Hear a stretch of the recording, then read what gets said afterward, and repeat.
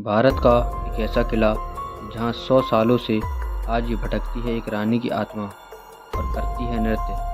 कौन है ये रानी और क्या है इस किले में मौजूद 400 साल पुराने पेड़ का और बाला हिसार पवेलियन का रहस्य, और क्यों इसे इंडिया के टॉप 10 हॉन्टेड फोर्ट में गिना जाता है? क्या है पूरी कहानी? तो चलिए आज हम आपको बताते हैं। लेकिन उससे पहले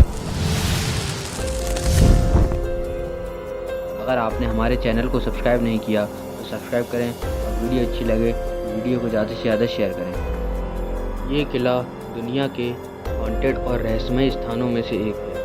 इसका रहस्य आज तक अनसुलझा है।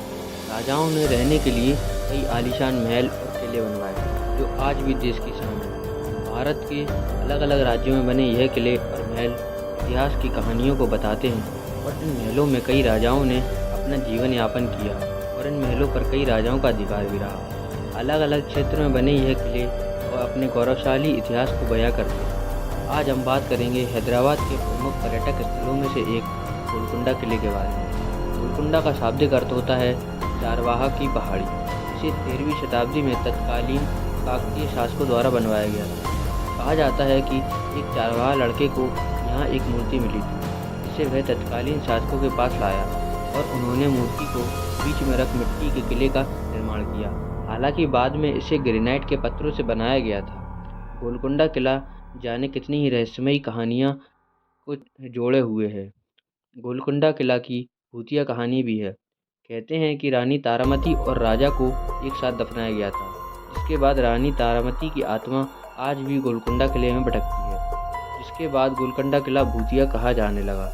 लोग कहते हैं कि शाम के समय यहाँ आज भी अजीबोगरीब घटनाएं होती रहती हैं। रानी तारामती की आत्मा नृत्य करती हुई दिखाई देती है, और यहाँ चीखने चिल्लाने की आवाज़ें, दीवार पर टंगी हुई तस्वीरों का उल्टा होना आम बात है। और इस किले के अंदर ही एक बहुत पुराना अफ्रीकी बाओबाब पेड़ है जो 400 साल पुराना है। कहा जाता है इस पेड़ को कुछ अरेबियन ट्रेडर्स ने सुल्तान मोहम्मद कुली कुतुब शाह को तोहफे में दिया था। स्थानीय लोग इसे तिया का झाड़ भी कहते हैं। और किले में एक रहस्यमयी बाला हिसार पवेलियन जगह है। इस जगह का रहस्य ये है कि जो इस किले का सबसे ऊंचा बिंदु है, और यह एंट्रेंस से सिर्फ 1 किलोमीटर की दूरी पर है।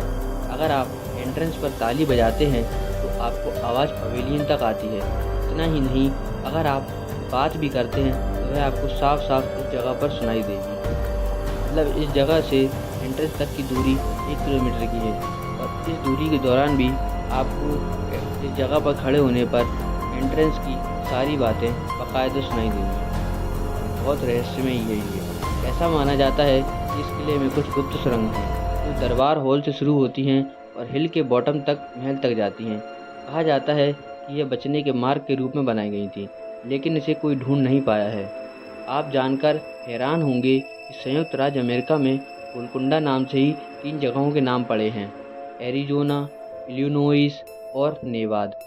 नेवादा में एरिजोना और नेवादा के माइनिंग टाउन को गोलकुंडा टाउन के नाम से जाना जाता है। हालांकि अब एरिजोना और नेवादा के टाउन को घोस्ट टाउन के नाम से भी जाना जाता है। वहीं और विश्व प्रसिद्ध कोहिनूर हीरा, जिसे दरियाए नूर, नूर उल एन हीरा या आशा का हीरा और रीजेंट डायमंड, भारत के बाहर जाने से पहले गोलकुंडा के सुल्तान के अधिकार में था। गोलकुंडा की सबसे ऊपर माता महाकाली का मंदिर बना हुआ है।